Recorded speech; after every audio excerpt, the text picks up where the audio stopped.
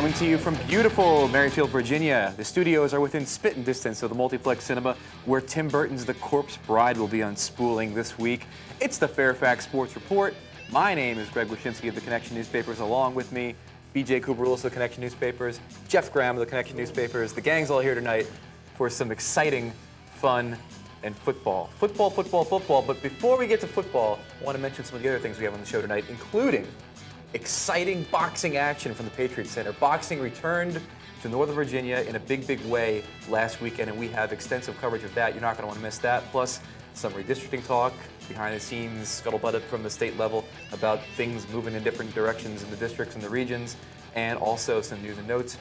But I think before we get to all of the high school stuff and the boxing news, boys, there was an incredible Monday Night Football game this week that I think bears mentioning. And I just Giants Saints. Yeah. The Giants beat the Saints. Exactly. That is fantastic. Did you guys think you'd beat the Saints? Actually, Jeff and I got a chance to talk with Eli before the game. Oh, okay. And he told us, he said, listen, just because I'm from New Orleans doesn't mean I'm going to take it easy on him. And Strahan played, little Tiki Barber. Brandon Jacobs, oh, new absolutely. guy in town. And after that huge win over the Saints, all people could talk about this week was, did you see Monday night? Yeah. Did you see Monday night? No matter where you go, yes. Did you see Monday night? And I think that's a testament to Giant football right there. And I'm saying that as a Jet fan. Yeah. Well, it was good to see that people in Northern Virginia rally around America's team, truly, which is the New York Giants. The red, white, and blue. Right. Big blue. Yes. And red. But also white. And those horrible. Why do you wear the gray pants? Dude. I'm watching that on television, and I'm almost wishing it's in black and white because it's gray pants. Look, we're 2-0. You guys are what? I'm sorry. We're 1-1. Is that all you can pick on as a uniform? Everything's fine. Oh, and congratulations to the Redskins. News and notes from around the northern region. Let's begin with some golf news. The golf is traditionally the first fall sport in high school sports to reach the postseason, and this season is no different. The golf in all four districts has now reached the playoff tournament format, and we have some results from the district tournaments.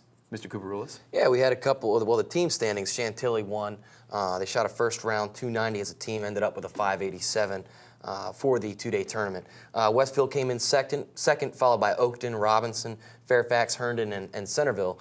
A couple of individual qualifiers for the regional tournament are Malcolm Craig of Oakton, Benary Kim of Fairfax, Tyler Sharp of Oakton, John Buchanan of Robinson, and Miles Chopra of Oakton. We had some medalists as well. Chantilly's Jake Ann took it on the boys' side. Oakton's Malcolm Craig also. Westfield's Michael Spear in third. And a two-way tie for fourth place, Joe Monty, and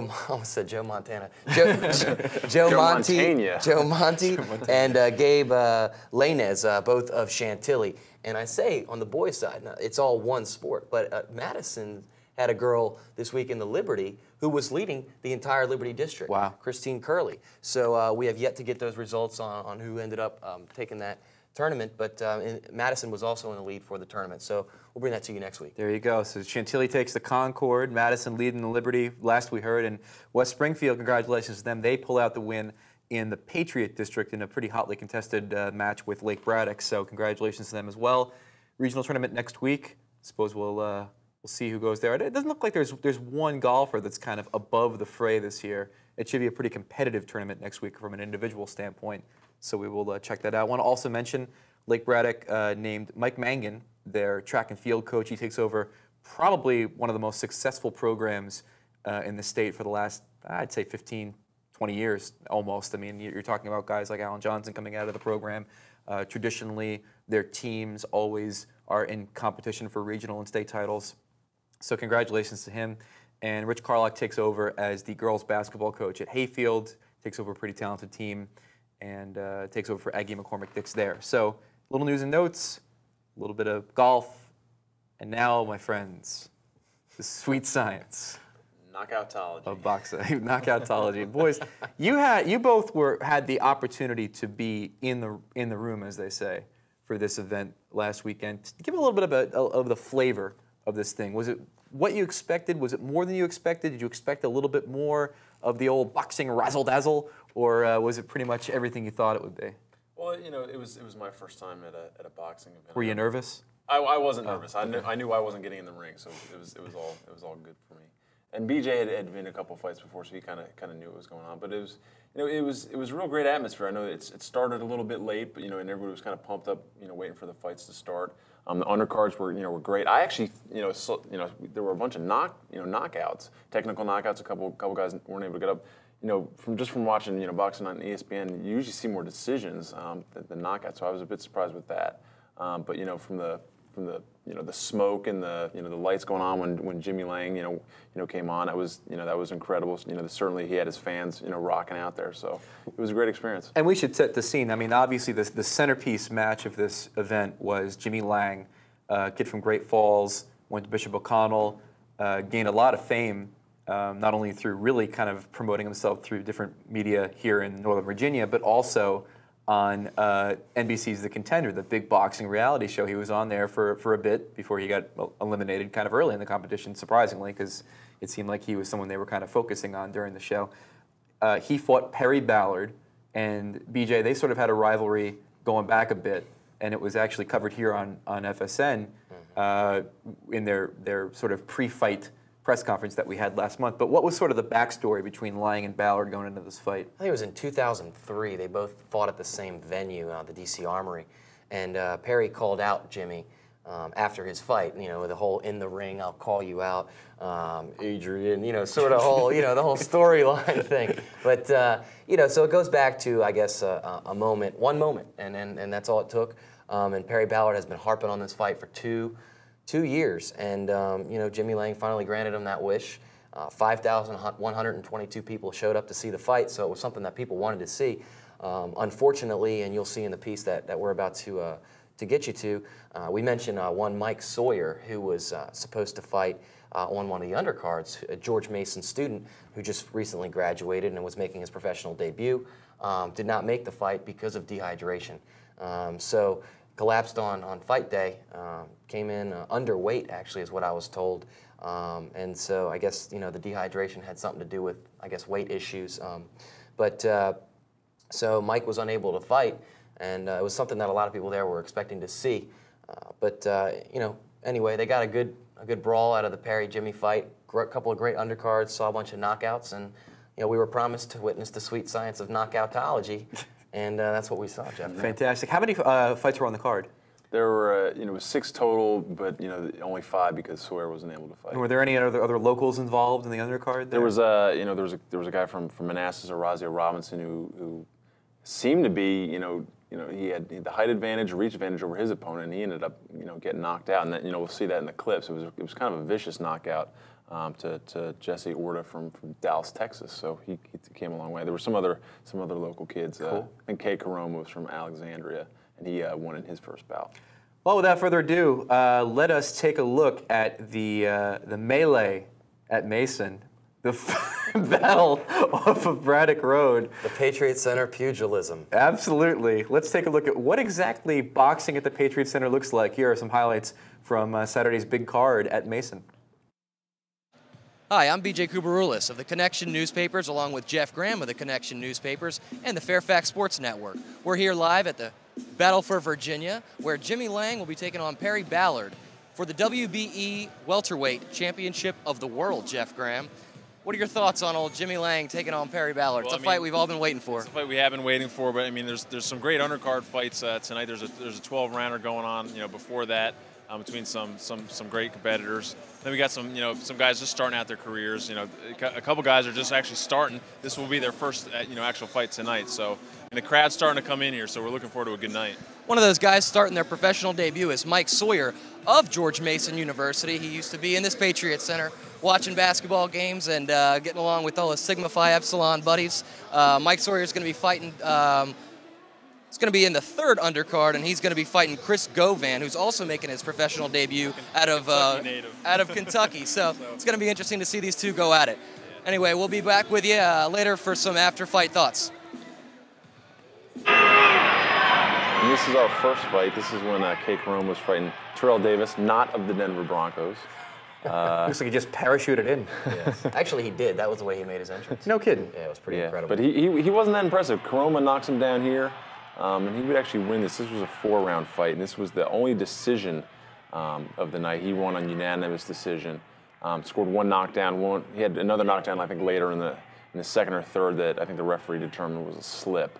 But Koroma looked real nice. He was throwing a lot of hooks, connecting some big punches, so he won that one. And this one was Tim Coleman versus Spencer Harsley. Tim Coleman won this one with a third-round TKO, and here was a knockdown. What weight class was this fight? Do you know offhand? This one right here was 142 pounds. So most of these guys were, sort of the lightweight, junior lightweight divisions. This is a pretty quick fight, so we better get to it. This was Jesse Orta against Horacio Robinson. Oh no! And that was the first knockdown. And, wow! And just looking at Robinson, he looks like he's got the size advantage, the reach advantage, and he had the hometown advantage here. Yeah. But Orta just knocks him down, and folks, don't go away because there's another knockdown coming up real soon. He just telegraphs that right punch. there. Oh, the right was so good, he didn't have to throw the left. It wasn't even a combination. It's like, here's the right. So Horacio didn't get the message on the first one. Wow. And the referee decides to stop it. And this was the main event undercard. This was Lamont Pearson against Shamir Reyes. This was a body shot that took Reyes down, and he wasn't able to get up. He hit him, I guess it looks like he hit him right on the liver, and he's in pain. And a lot of times you don't see body shots take someone out, but that was a brutal shot for. Is he doing a little dancing there? Hey, he's a crowd pleaser, a young man out of Maryland on the way up. And Pearson actually won the USBA junior lightweight title. This is Reyes talking about the shot that got him. That could affect you the most is the one you don't see. I didn't see the shot coming. He caught me on the liver and took out my air, and I wasn't able to recover on the count of 10. Like I said, first round I came up trying to knock him out, then he was a hard-hitting guy. Of course, this is Pearson talking about his success in the ring. I just wanted to relax with my shots, take him to the later rounds, and you saw he slowed up tremendously. And the body shot just took on him. He didn't see it coming. I'm with Lamont Pearson, who just won the co-main event at the Battle for Virginia. Lamont, you're out of Maryland. Talk a little bit about your experience coming into this fight. I mean, you've got 21 wins, 11 by way of knockout. What did you expect coming in fighting Shamir Reyes? I didn't expect anything different going into this fight. Like I said, my two other championship fights were against southpaw, so I knew he was a little shorter, so my jab would be more effective. Usually as against a southpaw, your jab is not as effective, but this guy, I had the reach, I had the height, so I utilized my jab and as you saw, the body fall. Did the knockout, by way of, he hit him with a body shot and right. fell in the 6th round. Did it come sooner or earlier or later than you may have expected? Well, his head was pretty hard. And I was trying to knock him out early. That wasn't going to happen. He was a tough kid. So I relaxed with my shots and let the body shots come. So it wasn't planned. The 6th or the 8th, I was just trying to get to the body shot, being patient, but being cautious, Can you describe that knockout for us? The knockout was pretty pat. If you notice, I was just before the segment before the knockdown, I hit him with a couple of shots to the body. He had me on the ropes. I gave my corner there. He started to feel the body shots. I went double hook, one up top, one down low, and he just went out. And obviously this was a title shot for you, and you have that title now. That's the USBA junior lightweight title.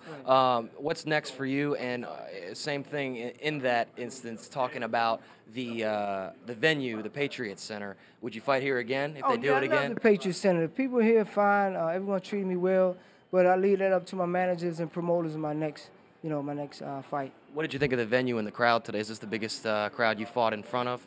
No, nowhere near. Nowhere near. I fought in Thailand on the King's birthday under 75,000 people at the Palace, so this was nothing. Against the southpaw. Not quite a palace, but it is the Patriot Center, guys. We'll kick it back to you. Thanks. All right.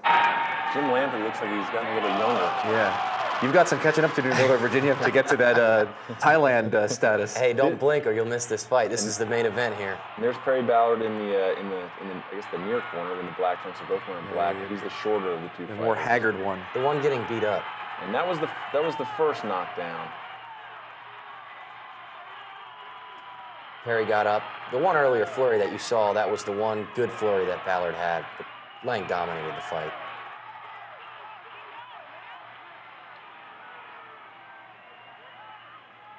And he was really able to use his jab. He had about a four-inch reach advantage. So. Hey, boys, for all the bad blood.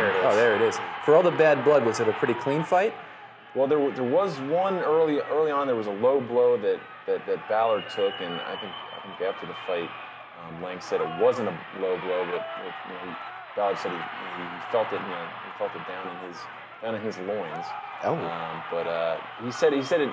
It kind of took a little bit of his steam away, but Lang was by far the superior fighter in this fight. And folks, here comes Jimmy Lang on a rampage. You saw the referee jump in between the two. Ballard is now stumbling in the ring, and the crowd just loves it. On the Fairfax Sports Network, Jimmy just got done cruising through Perry Ballard in 4 rounds.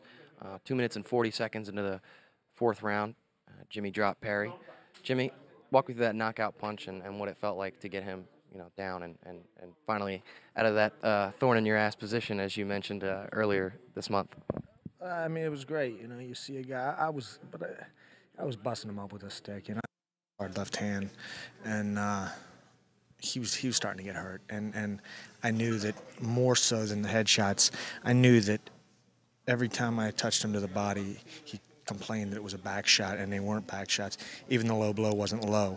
And so when you got a guy complaining every time and you're hurting him, it's only a matter of time. I was killing his body. And, then I just went upstairs because he was so worried about them body shots that left his face wide open. So it was just a matter of time. By the time that the referee waved it off, that was just formality.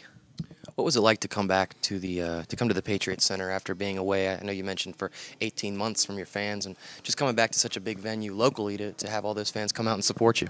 Oh man, it was just nice. It was nice because I know that there was not so much with me and there was a little bit with me and Perry, but with Perry and my fans, the animosity between them.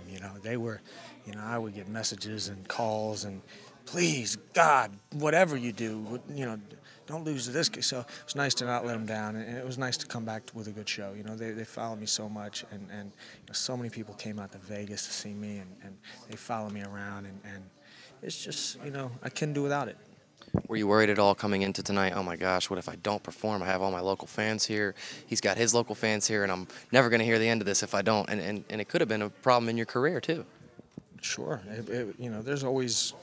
That's what professionals do. They deal with that doubt. They deal with the what ifs, and they prepare the best they can. I knew I prepared great for this fight, and my only concern was his.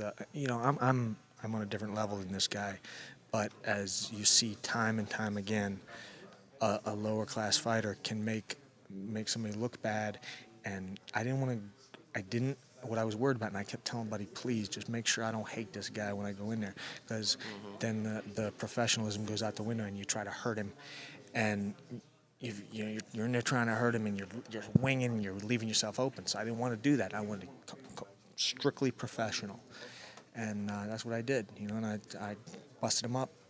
What does it feel like to get boxing in Virginia going again? I know when you first fought on the Contender, they said this is the guy that could help save boxing in Virginia, and I know that you mentioned that was one of the things that you wanted to do. Do you feel that tonight, this venue at the Patriots Center, you being a part of that, do you feel like you got something jump-started? I really do. Your first, the first show to draw, I don't know, what was it? Nearly about 5,000. Yeah, 5,000 people. That's a decent.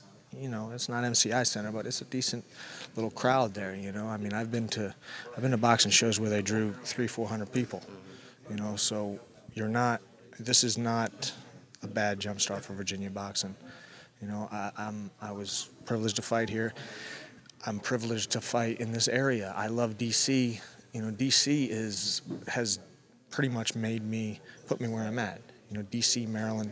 So this is my 3rd time fighting in Virginia, and two of those times were 20 fights ago. So this whole metropolitan area, not just Virginia, but this whole area is my home, and I'm very grateful for that. Just a couple words on Mike Sawyer. I know you and Mike Sawyer are pretty close, and I know he had a little bit of trouble tonight. I believe that they said he was dehydrated from some sort of incident where he was trying to cut so much weight. I guess, obviously you haven't had a chance to talk to him. You were probably in the zone before your fight, but just a couple words on Mike and the type of fighter that he is, and, what your thoughts are on that. As far as the type of fighter he is, he always gives 100%, and, I know he's a ballsy type of fighter, tough guy. As far as the dehydration, you can't. I can't really comment because I'm not Mike. Yeah. You know, if the man said he couldn't do it, he couldn't do it, and I've never known Mike to be, to not be upstanding. So my guess is he was in pretty bad shape.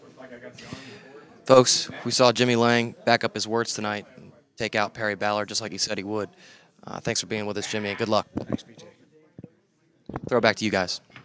God damn, what a jab that boy's got. I'm sorry to curse. I was all, he had a, I think, what is it, my mind's kind of a little dazed right now. I think he got like 5.5 inches on me in the jab. But to be honest with you, the way I turned my body, I could get within 2 inches of him. And that don't seem like much, but it is when the guy's that tall. And so when he was hitting me, I was touching him. When he was hitting me, I could touch him. I could feel it, but I just couldn't get right there enough. And I thought, well, if I get a little bit closer. Now, I'll tell you what, one time I got in on him hard. And the ref, for whatever reason, the referee was saying we were holding at that time. But no, that time I was broadening him. I was throwing some hard punches at him. Jimmy's a consummate professional. There's no doubt about it. But the best punch that got me was when I threw a right, and he got me up on the low, on the higher end of my rib. It took my breath away for about, I would say, 18 seconds. I mean, I truly could not breathe for 18 seconds. And I threw some punches during that. So I wasn't too sure if I was totally recuperated from it. But tonight was the beginning of a new era in boxing in Virginia.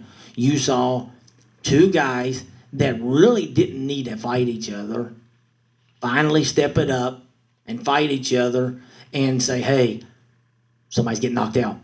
We didn't say we're going to fight each other. We both said somebody's going to get knocked out. Unfortunately, it was me tonight getting TKO'd, but I feel that I did my best, and back to 147 I go. I could touch him.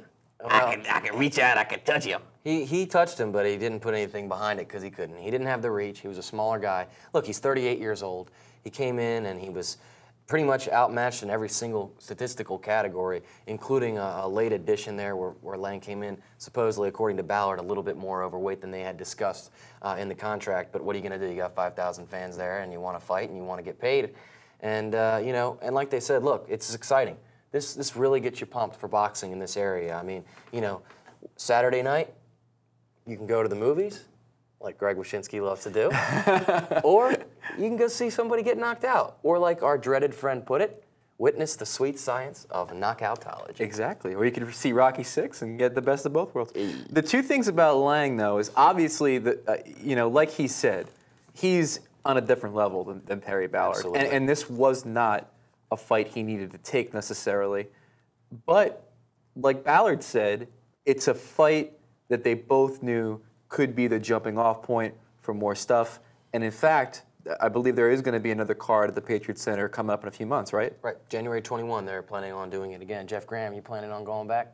I'll be there with you. All right. Maybe I'll come this time. That'll be great. Hey, Jimmy Lang, by the way, probably the first Irish guy that's not a Red Sox fan in the last 5 years. It's pretty impressive. Wearing that Yankees hat. I always appreciate that. So anyways.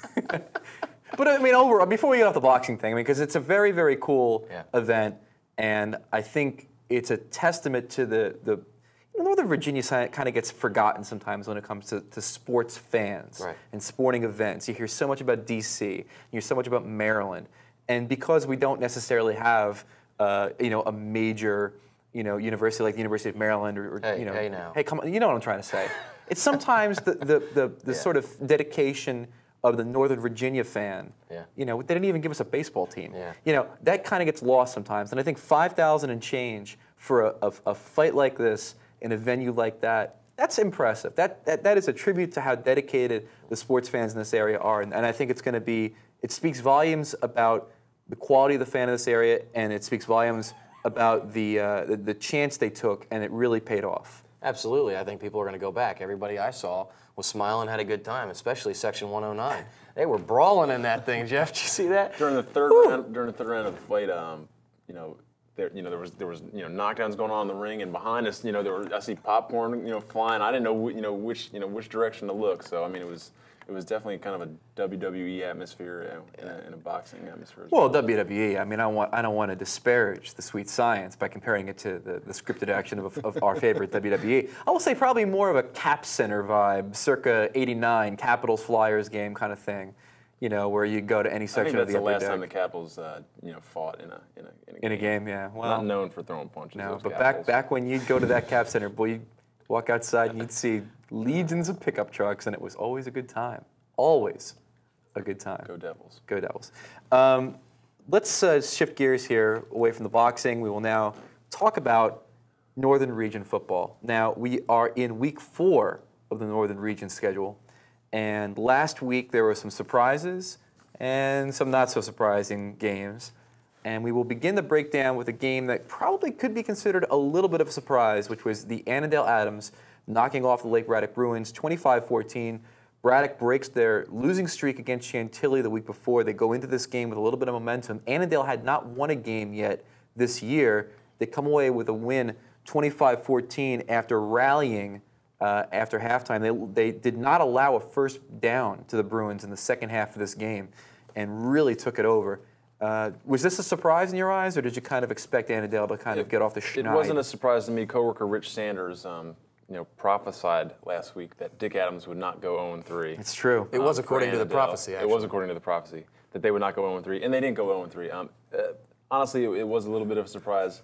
Annandale didn't play well in their first 2 weeks, and Lake Braddock was coming off a season-opening win. So I mean, good for Annandale to finally break the seal on their season. Exactly, break the seal. Good term, my friend. Keith Watson, who had sort of been guy incognito in the first couple of weeks for Annandale, came through with a pretty big game. He had a couple touchdowns against the Bruins. This was a great win for Annandale because you look at what happened to them in the first 2 weeks of the season. They took a couple of losses, but neither of them were in the Patriot District. They played their first district game against the Bruins. They win that one, and all of a sudden they're back in business. Now they're at the top of that district with T.C. Williams. So right off the bat, you get off the little losing streak, you turn things around against Lake Braddock, and you put yourself in a position to maybe make a little run at the district title in a district that's completely wide open. I was just going to say it's wide open. West Springfield is 0-2 now, and Lake Braddock was a team we thought might be able to step up there. So a good win for Annandale.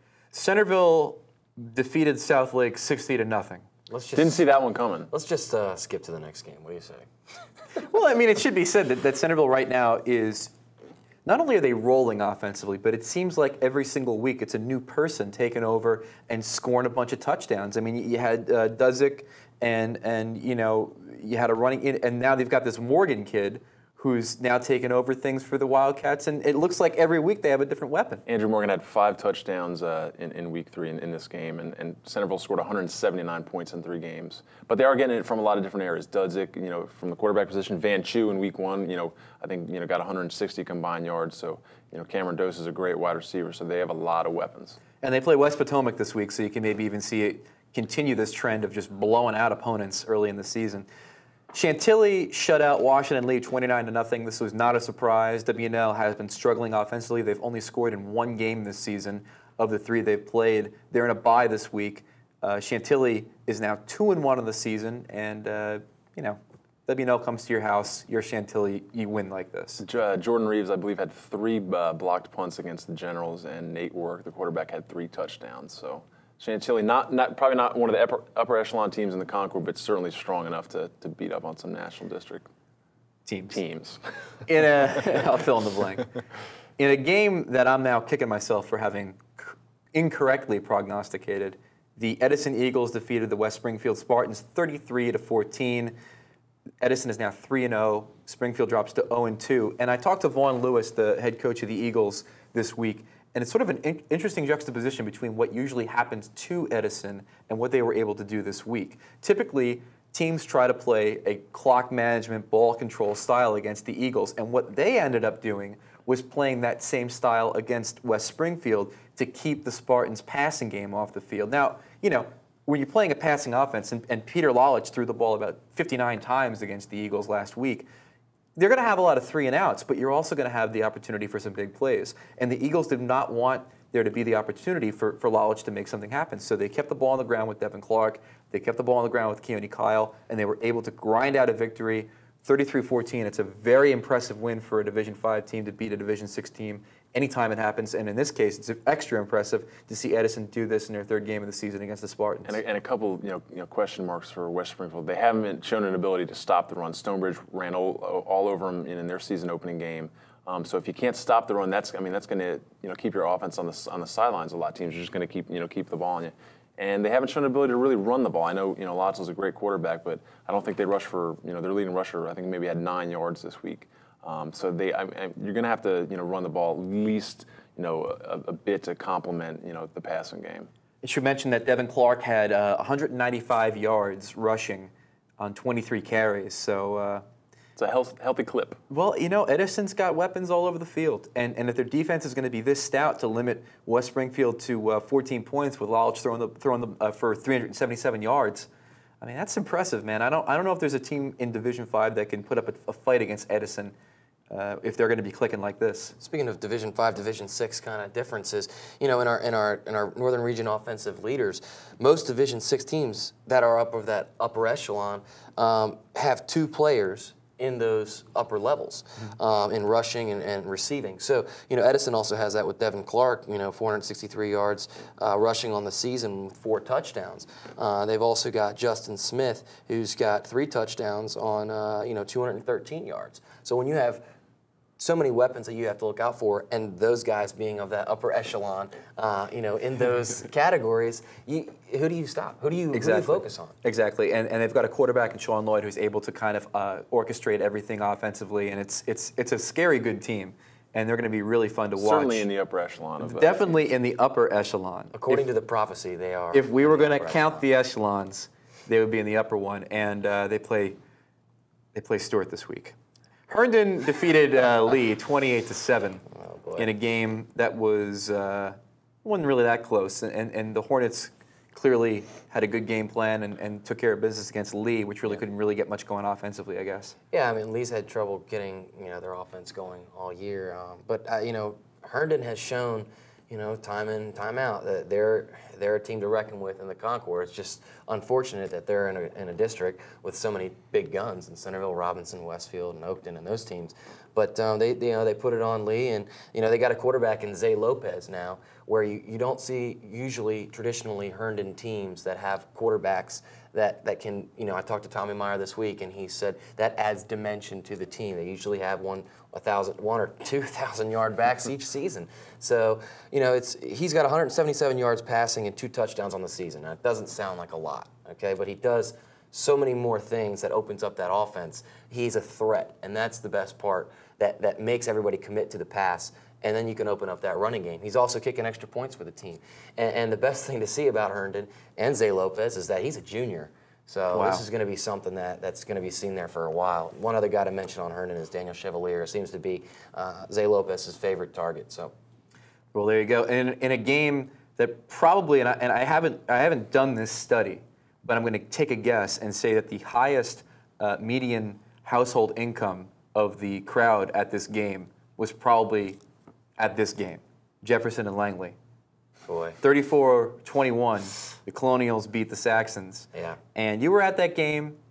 But I wasn't part of that. Median income. He brought it way down. Way down. What did you see? I mean, Jefferson saw. walked in there and beat a Langley team. Now, the question I'd have for you, because you were a proponent of the Saxons at the beginning of the season, is this Langley team not as good as you thought, or are they just not getting the breaks right now?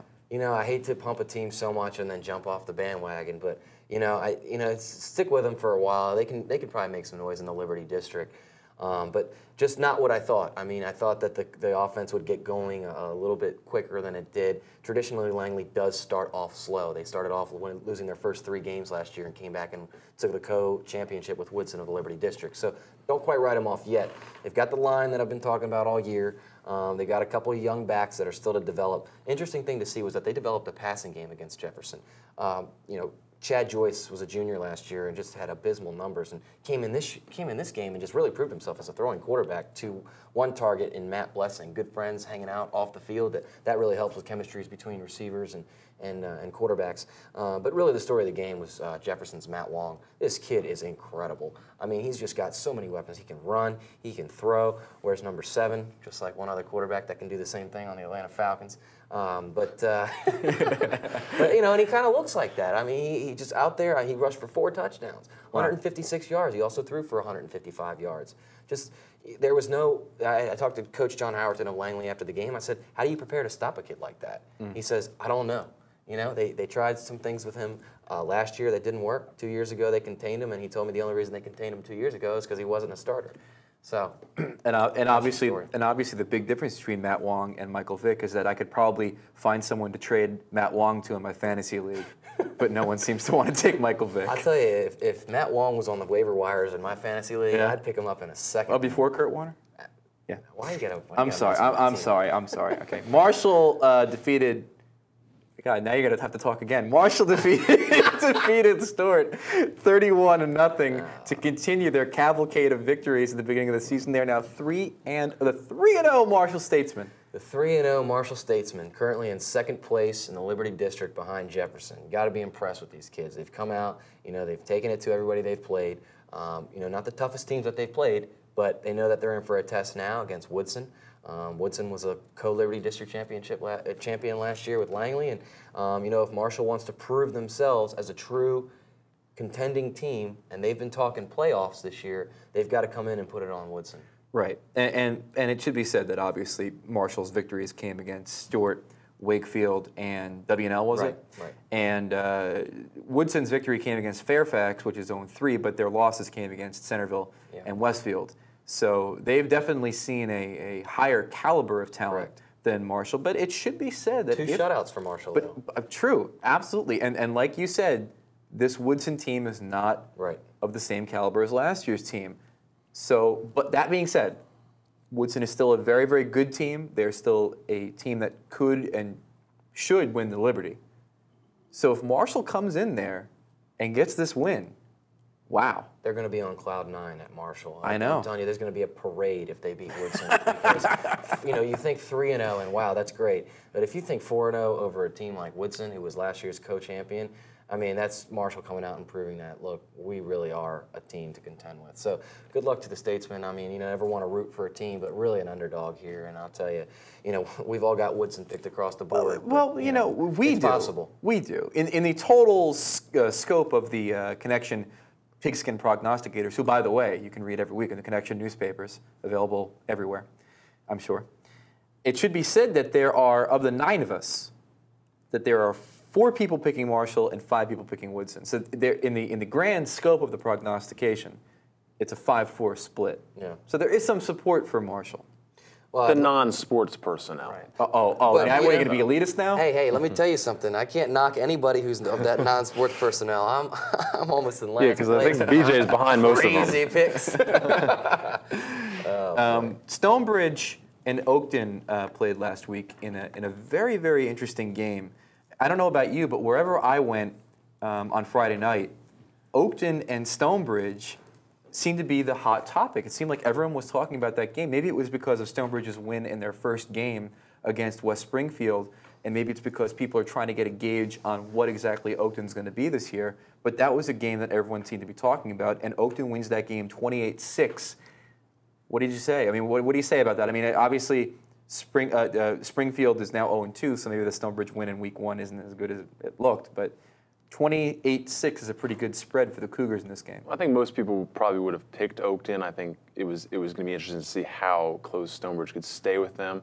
And I know Stonebridge fumbled a punt early that Oakton recovered for its first touchdown. So I think Oakton was leading 13-0 at halftime. Not a bad score, you know, if you're Stonebridge, but they really weren't able to get a lot going on offense. I talked to Stonebridge coach Mickey Thompson this week. He said they're going to try to maybe rework the playbook to kind of afford quarterback Terrence Glenn a little more chances to get out in the open. You know, he had a long touchdown run, but I believe they had about 200 yards total offense. You know, not a whole lot. So Stonebridge I still think is a contender in the Liberty District. Not as good as Oakton. Oakton's, you know, is head and shoulders above them, I think. That single wing offense they're running over there, Stonebridge, is giving people fits. I mean, it's just it's just tricky, and that's I talked to Joe Thompson, the coach of Oakton last night, and he said I guess it was kind of, he said it's tricky, and that's the easiest way to put it. I mean, out of a coach, he says it's tricky, it's tricky. I mean, what more can you say? That's really the only way to categorize that offense, and they've got a great coach over at Stonebridge, Mickey Thompson, who just gets those kids always up to the challenge. And I think with Stonebridge, and that may be why it was a hot topic, they came in and they took out West Springfield, and everybody's thinking, what is this team? Who is this team? How do you play this team? But Oakton is also making a name for themselves in that Concord. They had a couple guys, step up. Kevin Houghton rushed for 25 yards. He's their quarterback and a touchdown. They also had 2 guys rush for over 70 yards. Keith Payne rushed for 76 yards and a touchdown, and fullback Taylor Nalepa had 90 yards on 10 carries. He's just a big bruising guy that'll just plow through that line. So. Oakton, go ahead. No Donald Murphy this week. We don't have any Donald Murphy reports, but I promise you stick with us next week. I'll come back with something nice. Oakton, it should be mentioned, is in a very interesting game this weekend. They're playing Saturday against TC Williams. The game's going to be at Edison High School.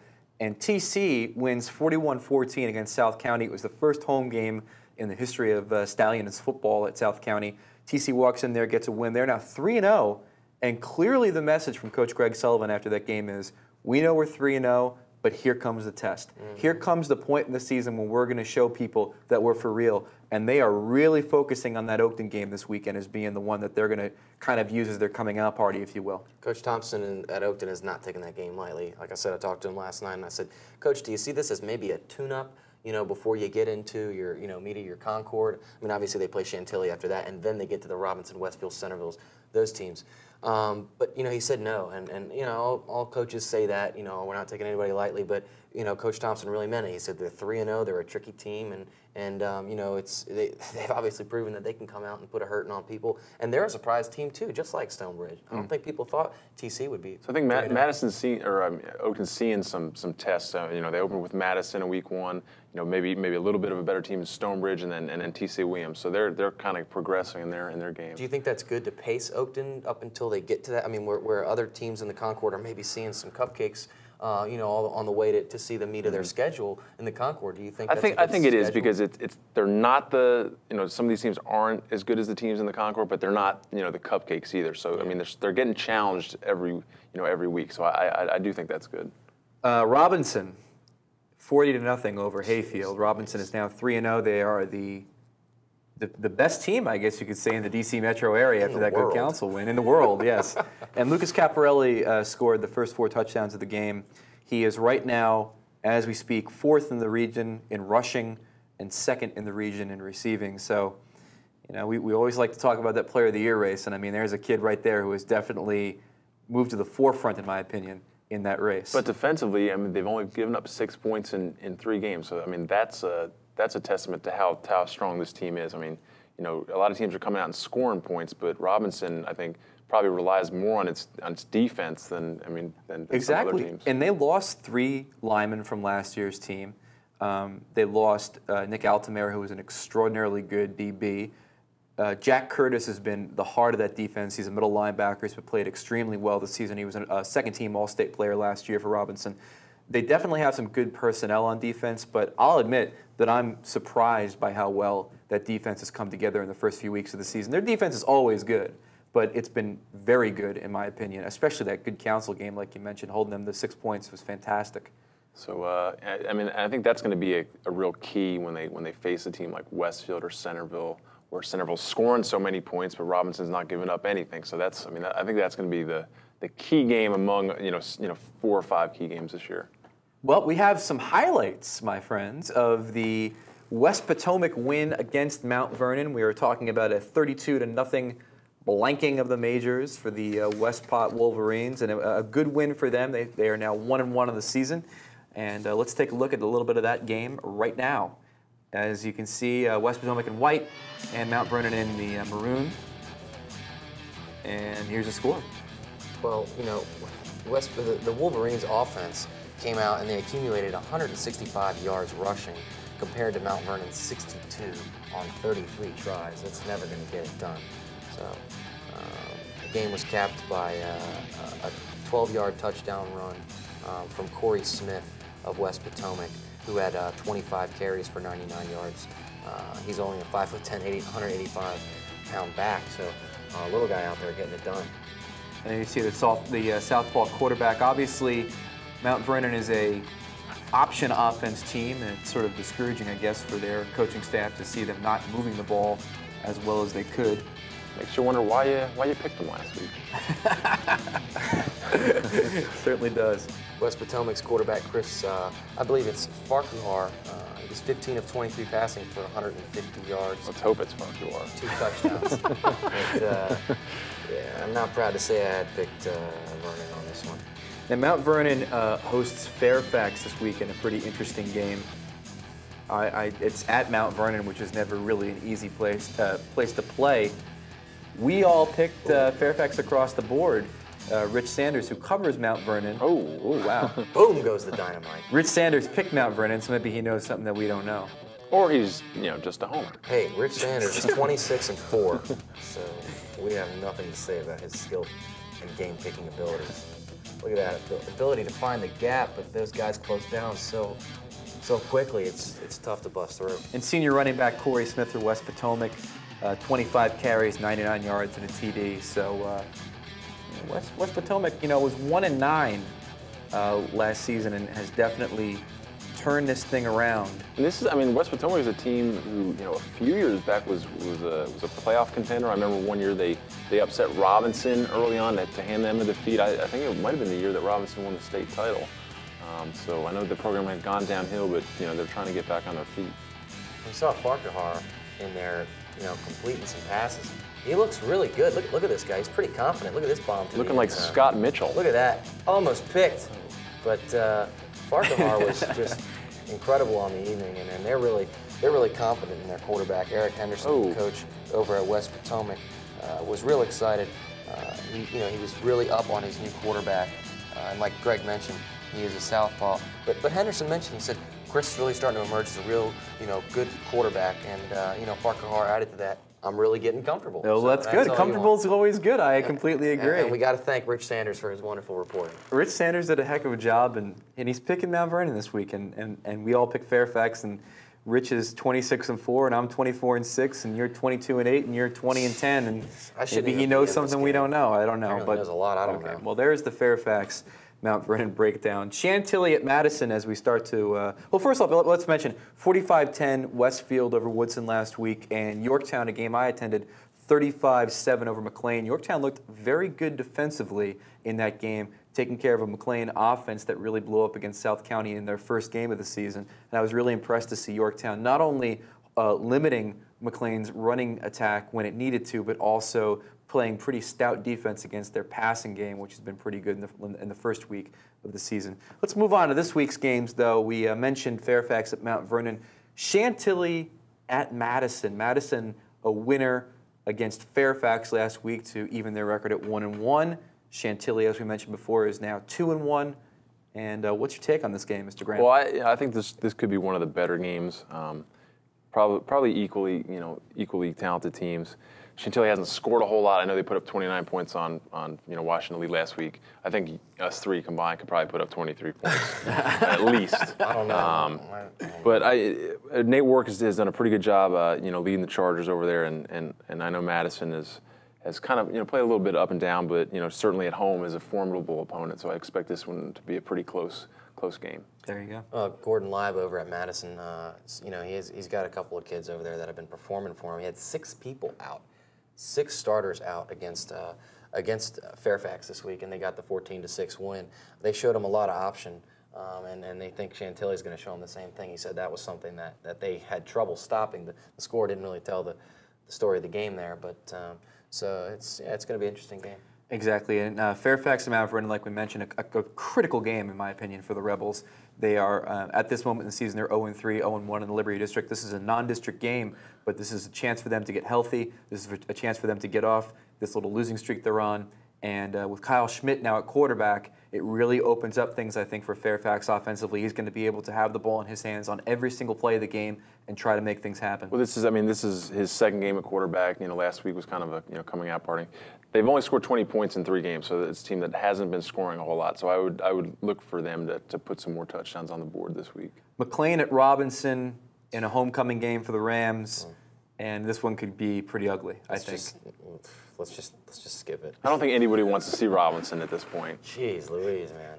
That's going to be a tough one. Oh, a tough one. Talk about tough ones. Langley at Westfield didn't get any easier. Now, can Langley's, you saw them obviously against, I'm saying obviously a lot tonight. Sincerely. If you're playing at home, obviously, every time I say it, you know what to do. Langley at Westfield, as we mentioned, you saw Langley last week. Can their run defense do anything against Evan Royster? Well, you know, it's hard to say, but from what I saw, Langley couldn't really tackle well. But you have to wonder if that comes from having to, I guess, gauge a quarterback like Matt Wong who could pass or throw. You don't really know where to go.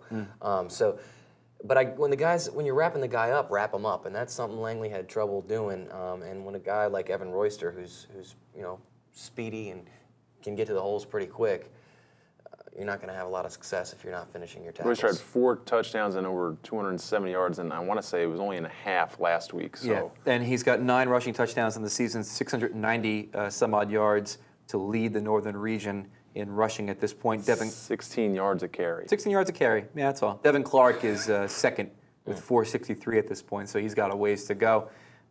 We all picked Westfield across the board in the prognosticator box this week. Shocking. For good reason. Now, maybe it was just the MSG and the Chinese food we had for lunch today, boys, but I could have sworn I heard someone saying South Lakes might be able to do a little damage against Jefferson. Somebody say that today? Yeah, that was me, actually.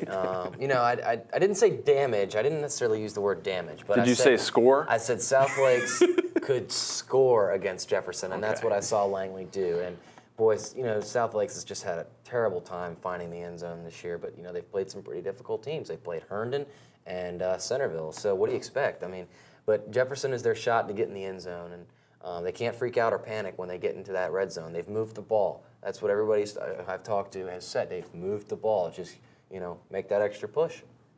Should be mentioned that all of the prognosticators have selected Jefferson in this game against the Seahawks. Including myself. Marshall at Woodson, as we said, a crucial game for Marshall if they're going to keep this little momentum going at the beginning of the season. I happen to think Woodson's going to probably handle them pretty easily. What do you say?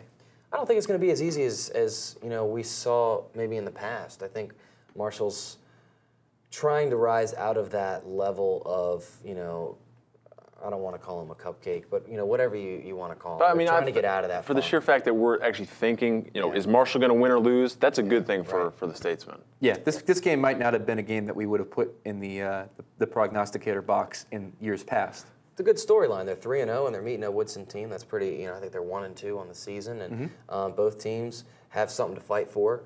And certainly, if you're Woodson, you don't want to lose to Marshall. No. So, you know, it's going to be a good fight. Maybe one. You know, like I said, I don't think we say this in the past, but maybe one of the better games of the week. There you go.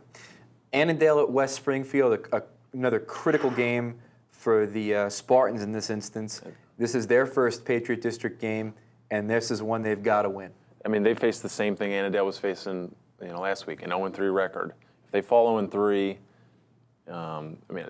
that's just surprising. This is a team we picked to win the Patriot District. Much like we picked Langley to win the Liberty District early on. And you know, talking about that, it's funny because at the beginning of the season, I think Annandale and Springfield were the 2 teams people were talking about. And right now, in this Week 4 matchup, you could conceivably see the winner of that district emerge from this game. Absolutely, Critical game. Hayfield at Lake Braddock is another really big Patriot District game. Hayfield enters this game 0-3 on the season. They got walloped by everybody they played so far. But they played Centerville, Robinson, and Westfield. Exactly. Lake Braddock is 1-1 coming off that loss to Annandale. A really interesting game. I took Braddock, but I'm actually having some reservations about it. I think Hayfield's going to have a real good shot at winning this game. And you said Hayfield, despite playing these good teams, they've moved the ball a little bit. They definitely have, and Evan Eo is a good option quarterback. He was 1 for 15 passing last week, but that was against a pretty good Robinson defense, a pretty good, very good, excellent Robinson defense. Let's just call it what it is.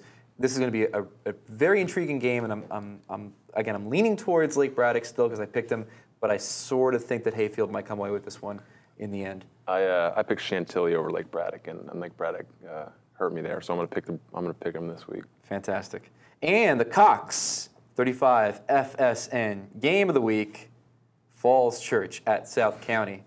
Now, I will say at the beginning of the season that Pete Bendorf sort of offhandedly said, watch out for this game. I don't know if he meant that they're going to win this game or if they're just going to be competitive in this game, but to me this game is one in which Falls Church is going to be able to stretch out offensively, put a lot of points on the board.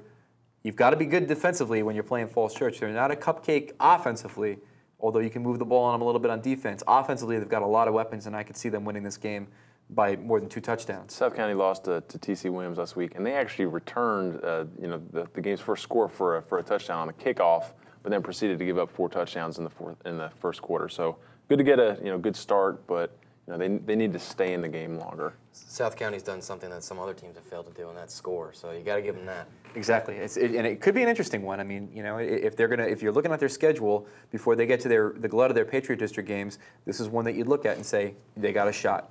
Real quick, FSN top 5 in Northern Region football: Edison 5, Westfield 4, Oakton 3, Centerville 2, and Robinson at 1. That is exactly as the Connection top 10 has it, but we also have Loudoun Valley at 10, TC at 9, Herndon at 8, Yorktown at 7, and Jefferson at 6. A little bit different than started the year, I would say. I would have to agree with you on that one. Different. Hey, if you like the football and you want to make some picks, please get in on the fun. We are talking about sending your picks of the week to picks. There it is right below me.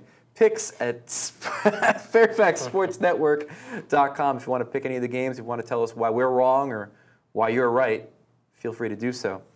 And as we mentioned, these games are going to be very interesting, and I think next week we're going to have a very clear picture as to where some of these teams are headed. And by next week, of course, I mean the Fairfax Sports Report. Every Wednesday at 10, every Thursday at 7, every Friday at 12, Cox Cable Channel 10, news and commentary from local sports insiders like me and you and you. And we mentioned the high school game of the week coming up this week: Falls Church at South County, Jaguars and Stallions, Dogs and Cats, living together in Mass Hysteria. Games air Saturdays at 6 on Cox 35.